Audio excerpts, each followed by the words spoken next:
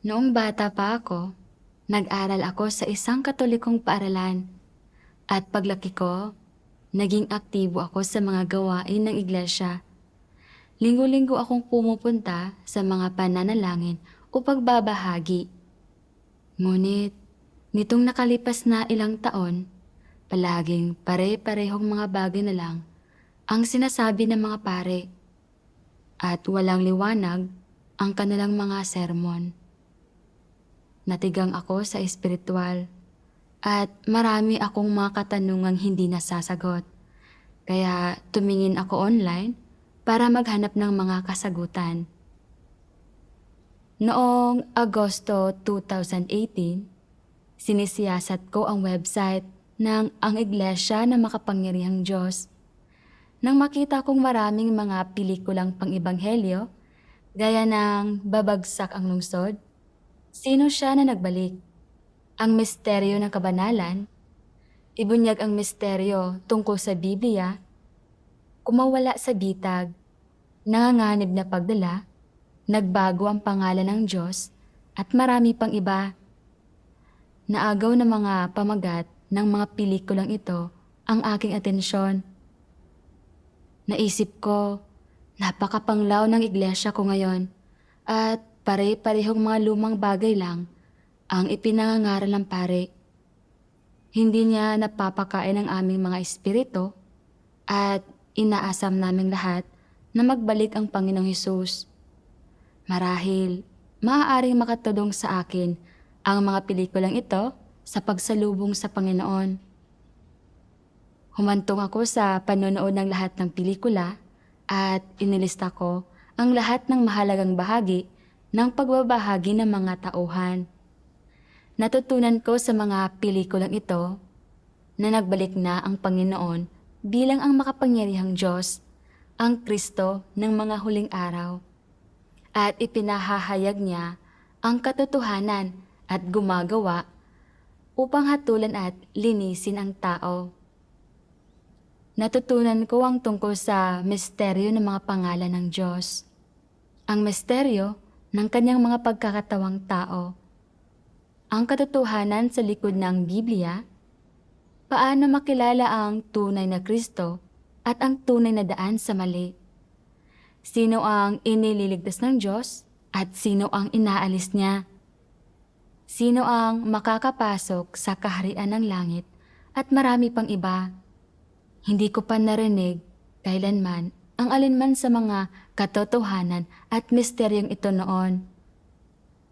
Nahanap ko rin ang mga kasagutan sa marami kong katanungan at talagang naramdaman kong sumaya ang aking espiritu. Matapos ang 6 na buwan ng pagsisiyasat ko tungkol rito online, nasiguro kong ito ang tinig ng Diyos at ang makapangyarihang Diyos ay ang nagbalik na Panginoon. Tapos ay masaya kong tinanggap ang gawain ng makapangyarihang Diyos sa mga huling araw. Isang araw, noong Marso 2019, nang makita ang ibinabahagi ko ang mga pelikula at himno ng Ang Iglesia na Makapangyarihang Diyos sa Facebook, natanto ng pinsan ko na naniniwala na ako ngayon sa makapangyarihang Diyos. Pinuntahan niya ang tatay ko at kinausap nila ako tungkol doon. Ano ang iniisip mo noon? Iniisip na ang tatay at pinsan ko ay isang elder na Kristiyano at isang pastor na palaging matinding tumututol sa gawain ng makapangyarihang Diyos sa mga huling araw. Nag-alala akong pipigilan nila ako sa paniniwala sa makapangyarihang Diyos. Kaya tahimik akong nanalangin sa Diyos sa puso ko.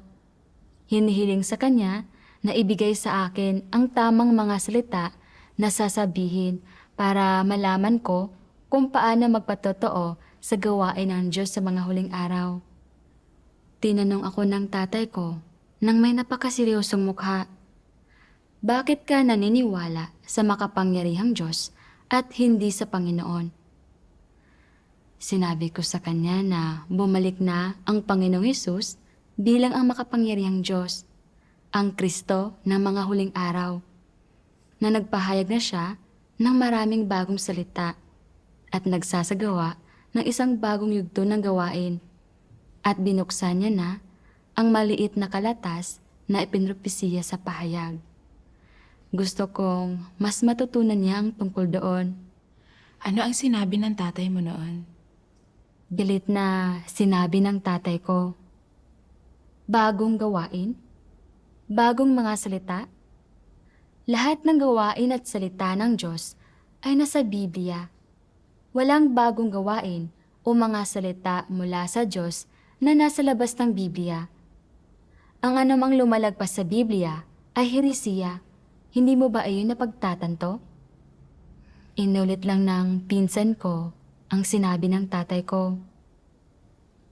Habang nakikita kong galit na galit ang tatay ko, nanatili akong kalmado at sinabing, Tatay, sinasabi ninyong ang gawain at mga salita ng Diyos ay nasa Biblia ang lahat, na walang mga salita o gawain ng Diyos sa labas noon, at anumang lumalagpas sa Biblia ay heresiya. Ngunit, suportado ba ng mga katotohanan ang pahayag na ito? Alam natin na opisyal na gumawa ang Panginoong Hesus ng 3.5 taon. Nangaral at gumawa siya saan man siya pumunta. At marahil ay napakaraming bagay ang sinabi at ginawa niya. Ang mga bagay na sinabi niya na nakatala sa 4 na ebanghelyo ay ilang oras lamang ang aabutin kung kanyang sasabihin. Kaya paano ninyo nasasabi na ang lahat ng sinabi ng Panginoon ay nakatala sa bagong tipan? Tama. Ipinapakita nito na napakaraming bagay ang sinabi ng Panginoong Hesus na hindi nakatala sa Biblia. At may batayan sa Biblia para dyan. Sinasabi sa Juan chapter 21 verse 25, at si Jesus ay gumawa rin ng iba't ibang bagay na kung isusulat isa-isa, sa tingin ko hindi magkakasyang mga isusulat na mga aklat kahit sa sanglibutan. Sa makatuwid, ang pagsasabi na walang mga salita ang Diyos sa labas ng Biblia ay hindi sang-ayon sa katotohanan. Oo, wala ni katiting na aktwal na katibayan para sa gayong pahayag. Hindi iyon totoo. Natigilin ang tatay at pinsan ko dahil doon, kaya itinuloy ko ang pagsasalita. Nang gumawa ang Panginoon sa kapanahonan ng biyaya, ni hindi pa umiiral ang bagong tipan. Tinuruan niya ang mga tao na mangumpisal at magsisi at gumawa ng maraming himala. Ang lahat ng iyon ay bagong mga salita at bagong gawain. Wala sa mga iyon ang naitala sa lumang tipan. Lumagpas ang lahat ng iyon sa lumang tipan. Kung sasabihin natin na ang anumang lumagpas sa mga kasulatan ay heresiya, hindi ba natin kinukundina ang gawain at mga salita ng Panginoong Hesus? Nang marinig iyon, labis na namula ang mukha ng tatay ko. Tiningnan niya ako at hindi na nagsalita pa. Pagkatapos, binuksan ko ang mga itinala ko na mga salita ng makapangyarihang Diyos na isinulat ko habang pinapanood ang mga pelikulang iyon at binasa iyon sa kanila.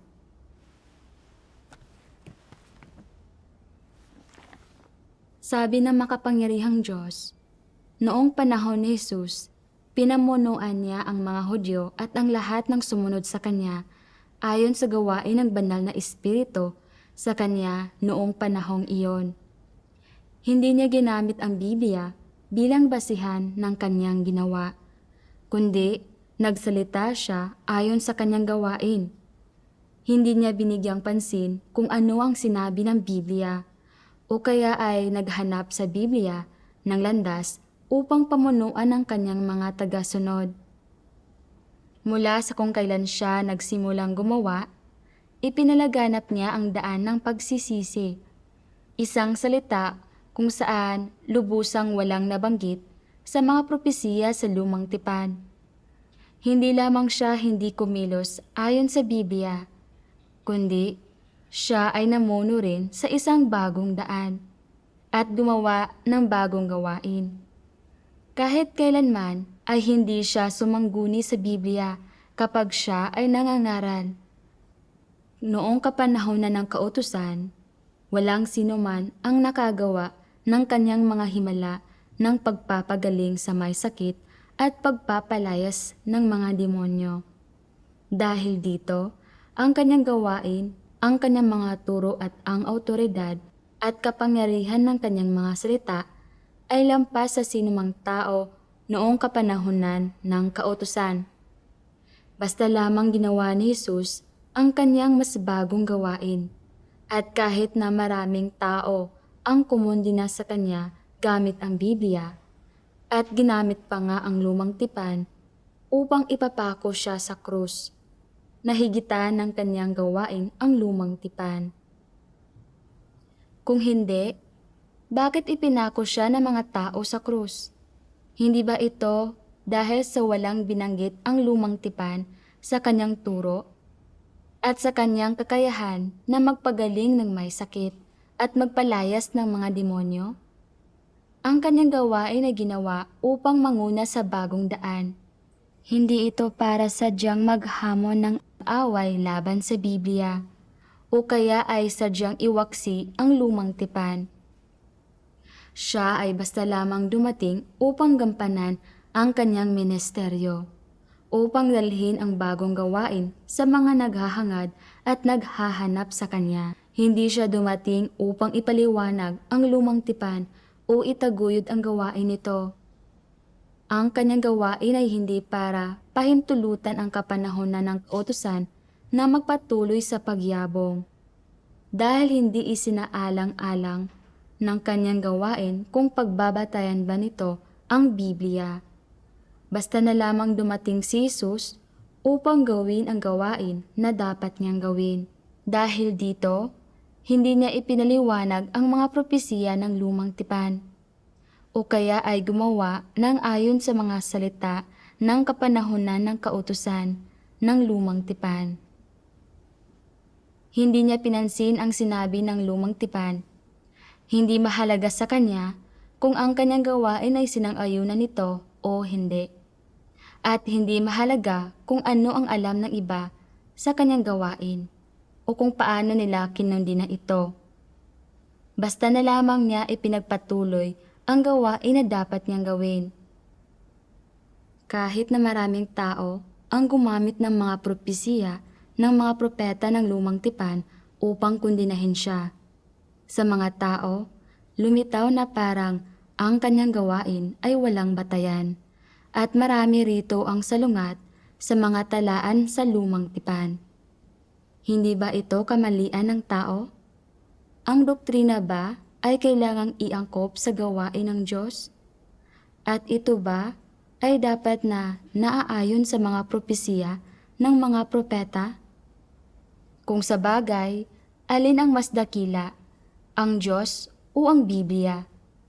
Bakit kailangang maging ayon sa Biblia ang gawain ng Diyos? Maaari kaya na walang karapatan ang Diyos na higitan ang Biblia? Hindi ba maaaring lumayo ang Diyos sa Biblia at gumawa ng ibang gawain? Bakit hindi ipinangili ni Jesus at ng kanyang mga disipulo ang araw ng Sabath? Kung magsasagawa siya ng isinasaalang-alang ang araw ng Sabath at nang ayon sa mga utos ng lumang tipan, bakit hindi nangilin si Jesus sa Sabath nang dumating siya? At sa halip ay naghugas ng mga paa, nagtaklob ng ulo, naghati-hati ng tinapay, at uminom ng alak. Hindi ba wala itong lahat sa mga utos ng lumang tipan? Kung iginalang ni Jesus ang lumang tipan, bakit niya hindi isinagawa ang mga doktrinang ito? Dapat mong malaman kung alin ang nauna, ang Diyos o ang Biblia. Bilang Panginoon ng Sabath, hindi ba siya maaaring maging Panginoon din ng Biblia? Amen. Amen. Matapos ko itong basahin, sinabi ko sa tatay ko, Hindi gumagawa ang Diyos ayon sa mga kasulatan. Sa katunayan, naunang dumating ang gawain ng Diyos at pagkatapos ay itinala ito sa mga kasulatan. Nilikha ng Diyos ang lahat ng bagay sa simula. Nilikha niya sina Adan at Eva at winasak niya ang mundo sa pamamagitan ng baha. Pinamunuan niya ang mga Israelita palabas ng Ehipto. Inilabas niya ang mga batas at kautusan at marami pang iba. At wala sa mga ito ang ginawa ayon sa mga kasulatan. Wala pang lumang tipan noon. Nang dumating ang Panginoong Hesus upang gumawa sa kapanahonan ng biyaya, tinuruan niya ang mga tao na mahalin siya ng buong puso nila. Mahalin ang iba gaya ng sarili nila at patawarin ang mga tao ng 7 ulit ng 70. Pinagaling niya ang mga may sakit at nagpalayas ng mga demonyo. At nagsagawa siya ng maraming himala. At iba pa. Wala sa mga salita at gawain niya ang itinala sa lumang tipan. Ngunit sa halip ay lumagpas pa sa lumang tipan. Ngunit hindi naunawaan ng mga Fariseo ang gawain ng Panginoong Hesus.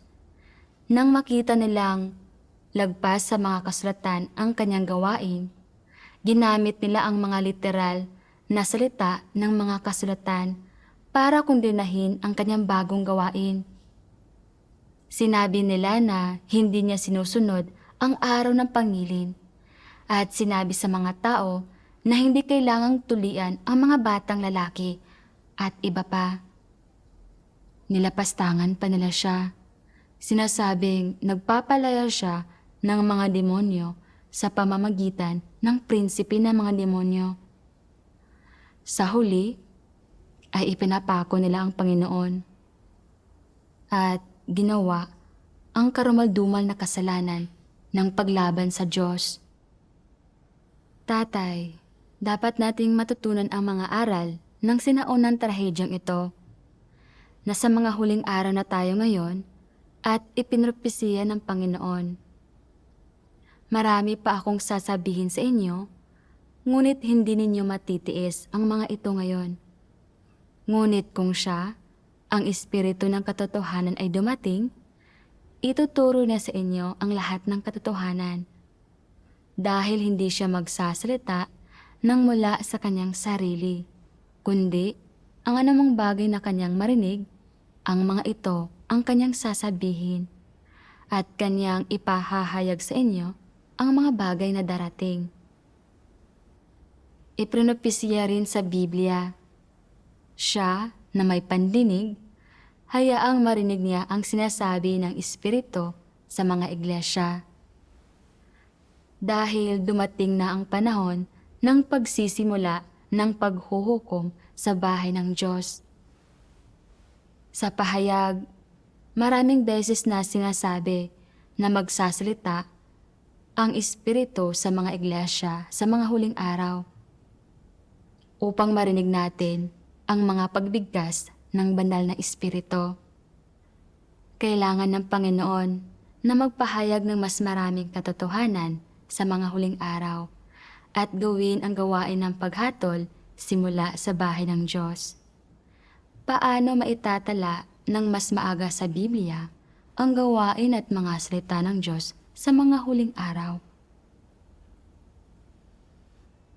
Kung hindi lumagpas sa Biblia ang kanyang gawain sa mga huling araw, paano matutupad ang mga propesiya tungkol sa sasabihin at gagawin ng Panginoong Hesus pagbalik niya?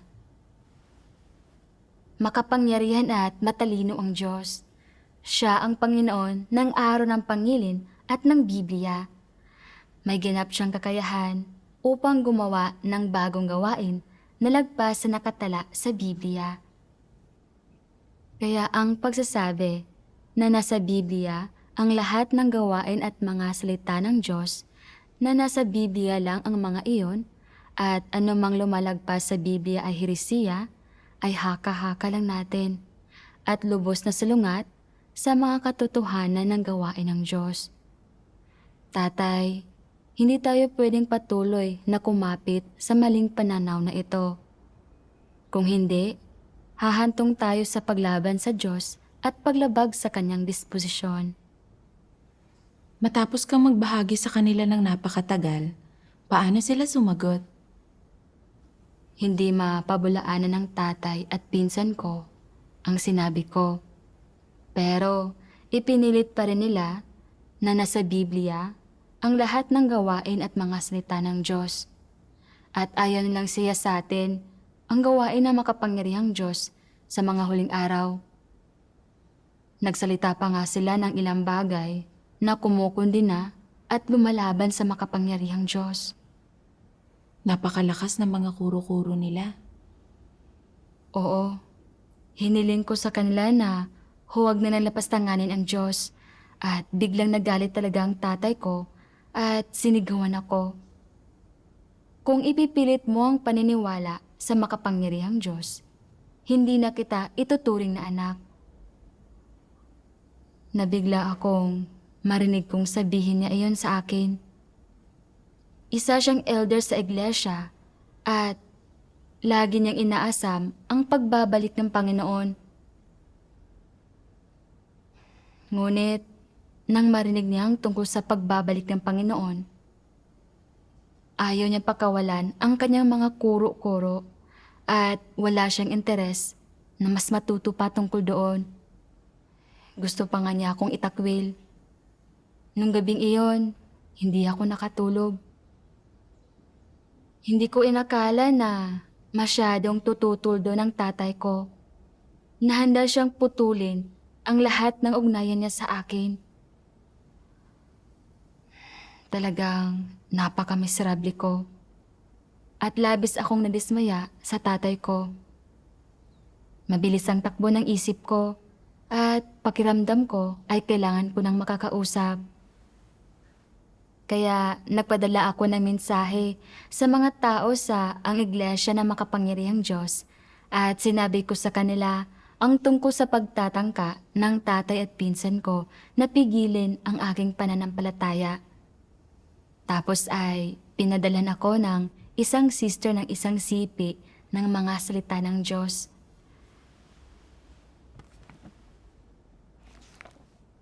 Ang Diyos ay gumagawa. Ang Diyos ay nagmamalasakit sa isang tao, nagmamasid sa isang tao, at mga panahong ito ay binubuntutan ni Satanas ang kanyang bawat hakbang.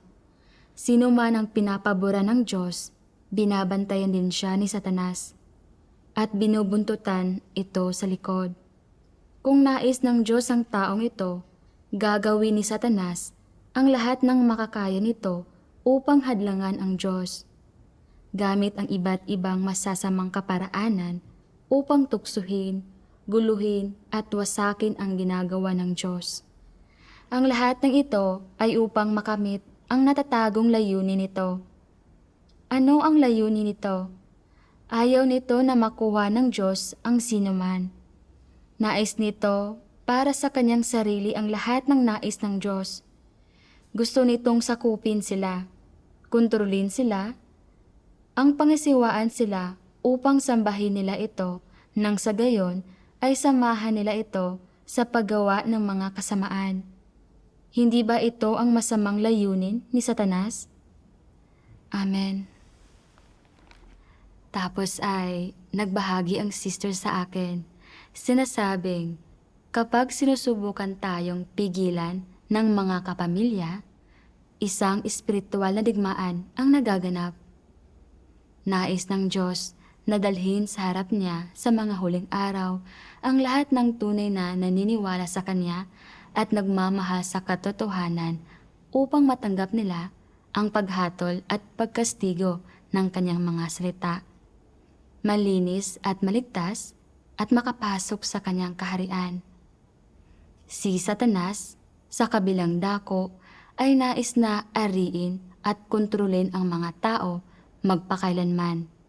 Ginagamit nito ang lahat ng uri ng tao, mga pangyayari, mga bagay, upang humadlang sa atin, umaasa na mailalayo tayo sa pagliligtas ng Diyos upang humantong tayo sa kapahamakan kasama niya.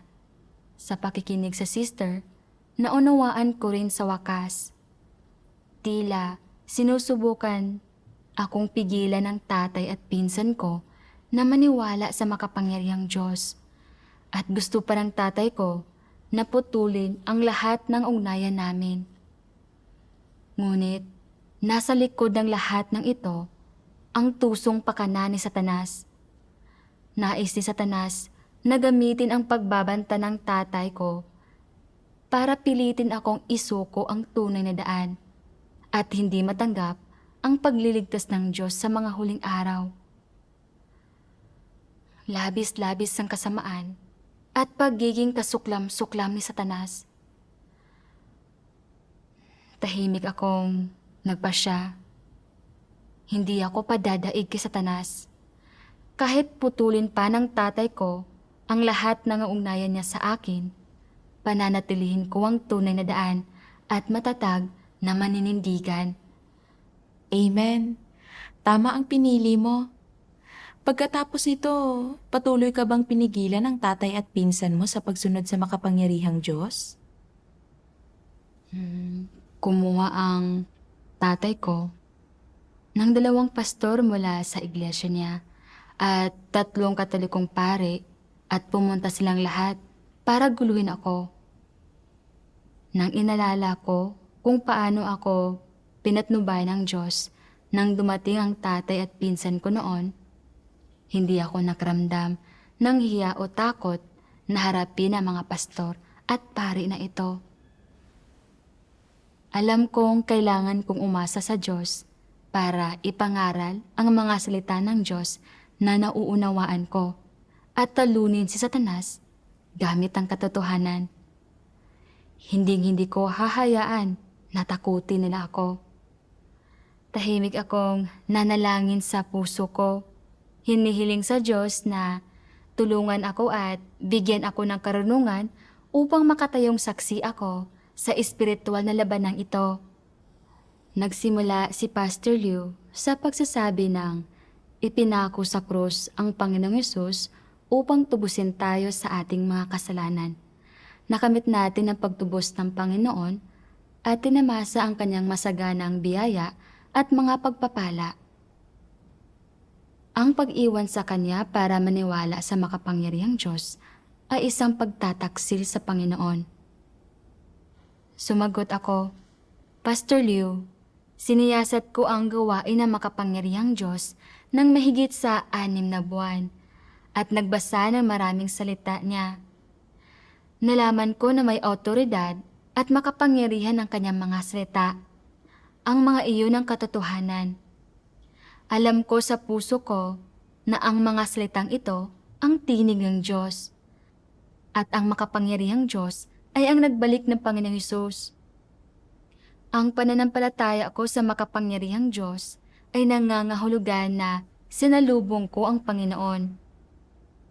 Kaya bakit magiging isang pagtataksil sa Panginoon ang pananampalataya ko sa makapangyarihang Diyos? Si Jehovah, ang Panginoong Hesus at ang makapangyarihang Diyos ay talagang iisang Diyos lang lahat. Ang mga ito ay mga pangalan lang na ginagamit niya para gawin ang iba't ibang gawain sa iba't ibang kapanahonan.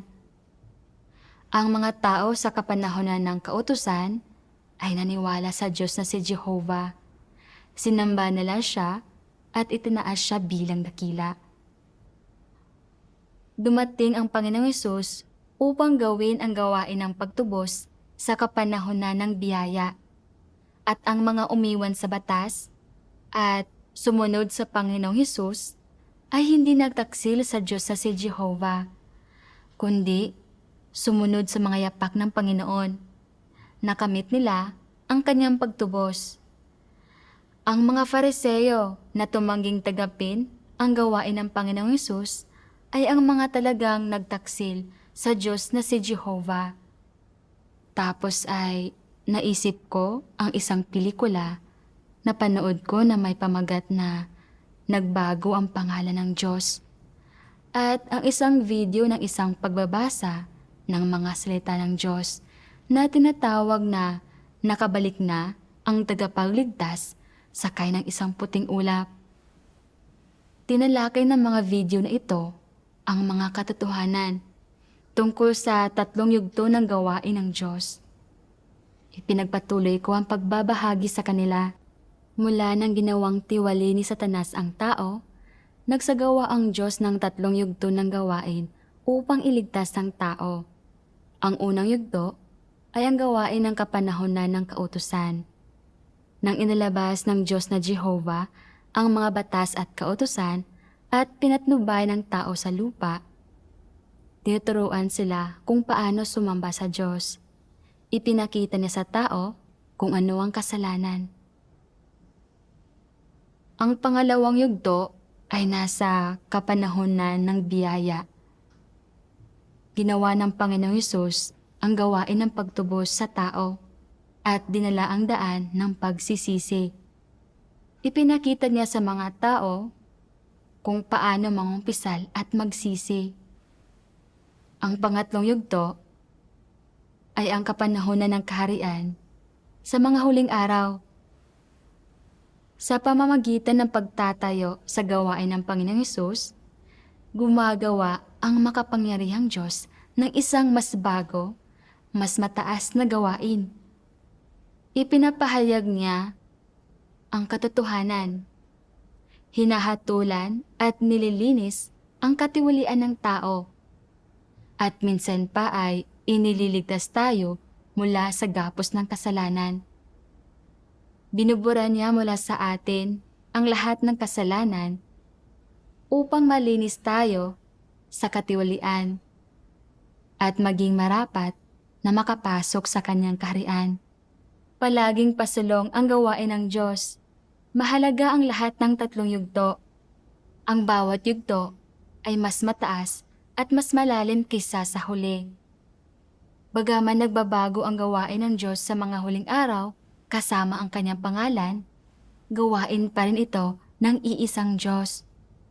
Kaya ang pagtanggap sa gawain ng makapangyarihang Diyos sa mga huling araw ay pagsabay sa mga yapak ng Diyos.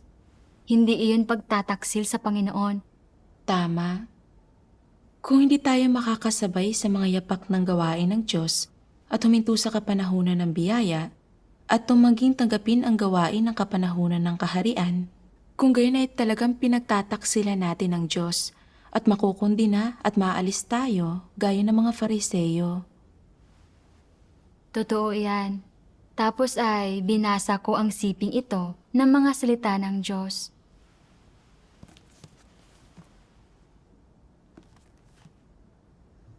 Ang 3 yugto ng gawain ay ginawa ng isang Diyos. Ito ang pinakadakilang pangitain at ito ang tanging daan upang makilala ang Diyos. Ang 3 yugto ay maaaring nagawa lamang ng Diyos mismo.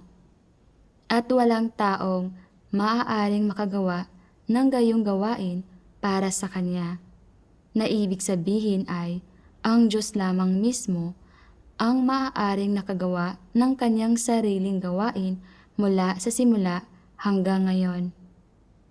Kung nakikita ng tao sa 3 yugto ng gawain na isinagawa ng Diyos mismo ang mga iyon sa magkaibang panahon, sa magkaibang lugar, at sa iba't ibang tao, kung nakikita ng tao na bagamat iba ang gawain, lahat ng iyon ay ginawa ng isang Diyos. At na dahil ito ay gawain ginawa ng isang Diyos, tiyak na ito ay tama at walang mali. At na bagamat taliwas ito sa mga palagay ng tao, hindi maikakaila na gawain ito ng isang Diyos. Kung tiyakang masasabi ng tao na gawain ito ng isang Diyos, ang mga palagay ng tao ay magiging maliliit na bagay lamang, na hindi karapat-dapat na banggitin. Amen. Amen. Napakalinaw na iyong pagbabahagi. Siguro naman ay naunawaan ito ng mga pastor at ng mga pari na iyon, tama? Nako, huwag mo nang banggitin iyan. Bago pa ako matapos sa pagbabasa, pinutol na ako ng mga pastor. Mahigpit nilang sinabi, naniniwala kaming ang Panginoong Hesus lang ang ating Panginoon. Hindi kami maniniwala sa makapangyarihang Diyos. Matigas nga silang kumapit sa kanilang mga kuro-kuro. Umayon sa katotohanan ng pagbabahagi mo, ngunit hindi nila ito tinanggap. Hindi sila mga taong naghahanap at tumatanggap sa katotohanan. Tama. Galit ding sinabi ng tatay ko.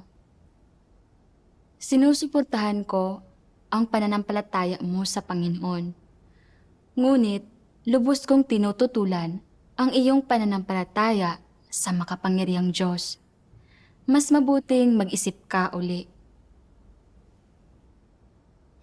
Nang makita kong tutol pa rin siya sa aking paniniwala sa makapangyarihang Diyos, naisip ko, ang makapangyarihang Diyos, ang nagbalik na Panginoong Hesus, maniniwala ako sa Kanya.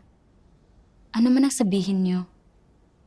Kaya desidido kong sinabi, Tatay, sigurado akong ang mga salita ng makapangyarihang Diyos, ang katotohanan, ang tinig ng Diyos. Hindi ko babaguhin ang isip ko tungkol sa pagsunod sa makapangyarihang Diyos. Matanda na ako at may karapatan akong pumili sa kung ano ang paniniwalaan ko. Kailangan ninyong matutunan at masiya sa atin ang tungkol sa mga salita at gawain ng makapangyarihang Diyos sa halip na gumawa ng mga konklusyon. Nagtinginan ang mga pastor nang sinabi ko ito. Alam nilang hindi nila ako makukumbinsi, kaya umalis sila. Salamat sa Diyos. Nang wala na sila, naisip ko ang kapanglawan sa iglesia.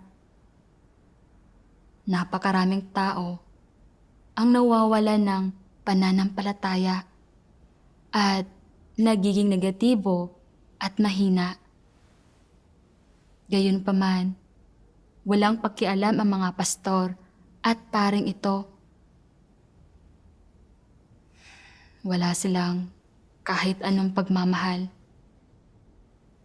At hindi nila pinamumunuan ang mga mananampalataya na maghanap ng isang iglesia na taglay ang gawain ng banal na espiritu. Ngunit, nang marinig nila na nagbalik na ang Panginoong Hesus, hindi lang sila hindi naghanap at nagsiyasat. Nagtipon pa sila para subukan akong pigilan. Nagkamali sila sa pagkahulugan sa Biblia gamit ang kanilang mga kuro-kuro at nagpapalaganap ng mga kamalian para iligaw at isturbuhin ako. Naging dismayado ako dahil sa pag-uugali nila, lalo na sa tatay ko. Karaniwan siyang napakamasugid pagdating sa Panginoong Hesus at palagi siyang mabuti sa akin. Hinimok niya akong sumunod sa mga turo ng Panginoon at sinabi niyang magkasama naming sasalubungin ng Panginoon pagdating niya. Hindi ko kailanman inakala na nang magpatotoo ako tungkol sa gawain na nagbalik na Panginoon, hindi man lang siya interesado. Sa halip ay gagawin niya ang lahat para pigilin at guluhin ako. Kinukundi na ang gawain ng makapangyarihang Diyos sa mga huling araw at nagbabanta na puputulin ang lahat ng ugnayan sa akin. Para talaga siyang ibang tao. Ano ang nangyari sa tatay ko? Hindi ba isa na siya ngayong hadlang sa aking landas sa kaharian ng langit? Naging isa siyang ipokritong Fariseo, isang antikristo. Sa pagsunod sa mga pastor, elder at paring ito sa kanilang pananalig sa Panginoon, Hindi ba nawawasak ang mga pagkakataon ng mga mananampalataya na masalubong ang Panginoon at makapasok sa kanyang kaharian? Oo, kung susundin natin ang mga pastor at mga elder na ito sa ating pananampalataya, kagaya rin lang tayo ng sinabi ng Panginoong Hesus. At kung ang bulag ang umaakay sa bulag, kapwa silang mahuhulog sa hukay. Tama iyon. Dahil din dito, naisip ko ang pagsaway ng Panginoong Hesus sa mga Fariseo. Kapighatian sa inyo, mga iskriba at mga Fariseo, mga mapagkunwari, sapagkat sinasarhan ninyo ang kaharian ng langit laban sa mga tao, sapagkat kayo mismo'y hindi na nagsisipasok, at ang nagsisipasok ay hindi ninyo hinahayaang makapasok. At naisip ko rin ang mga salita ng makapangyarihang Diyos tungkol dito.